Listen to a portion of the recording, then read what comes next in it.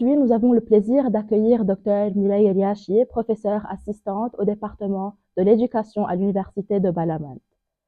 Spécialiste en didactologie des langues et des cultures, elle s'intéresse à l'éducation scientifique, la gestion de classe, la conception des programmes scolaires et l'évaluation pédagogique. Chercheuse et conférencière, Dr Riachi a publié plusieurs travaux sur l'enseignement du français au Liban pour améliorer les stratégies de lecture et les pratiques d'évaluation des enseignants. Elle pratique activement des conférences et encadre des recherches universitaires, notamment sur les défis de l'enseignement à distance. Veuillez accueillir chaleureusement Dr Mireille Riachi. Bonjour Joy et merci pour cette présentation et très belle introduction.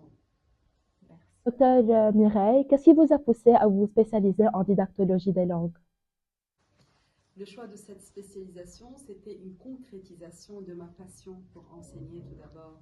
J'adorais enseigner dès ma petite enfance et j'ai choisi, après avoir terminé ma licence en langue et littérature française, l'établissement de Paris 3 Sorbonne Nouvelle pour continuer en didactologie des langues et des cultures, pour que je puisse très bien comprendre comment cette fusion de langue et de culture puisse se faire à travers l'interculturalisme, à travers des sociétés qui sont très variées et diversifiées. Et surtout, ce qui est le plus important, c'est de rentrer au Liban pour mettre en pratique tout ce que j'ai appris à Paris, dans cet établissement, pour que je puisse enseigner, pour que je puisse former de futurs enseignants.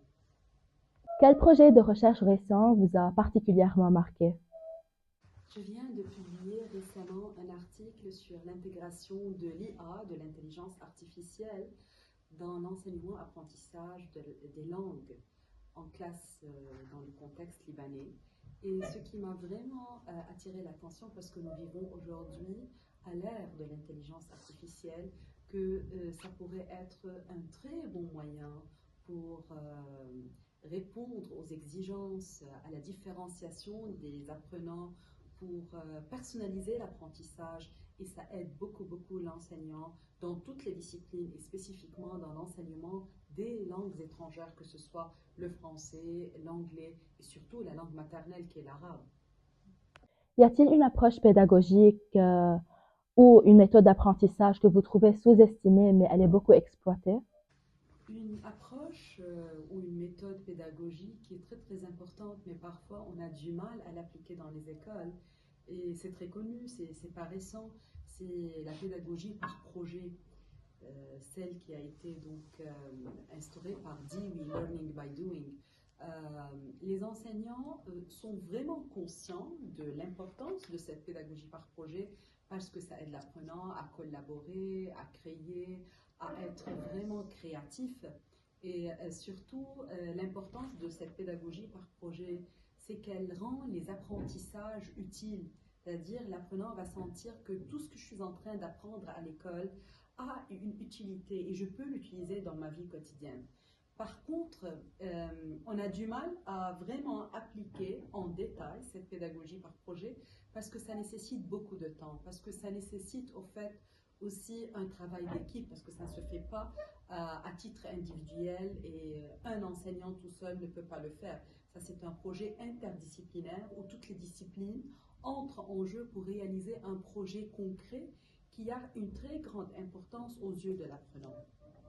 Vous avez fait plusieurs recherches, notamment sur les défis que l'enseignement à distance exprime de nos jours. Selon vous, dans quelle mesure l'enseignement à distance peut-il être un levier pour des réformes à long terme dans le système éducatif libanais, notamment en matière de personnalisation de l'apprentissage?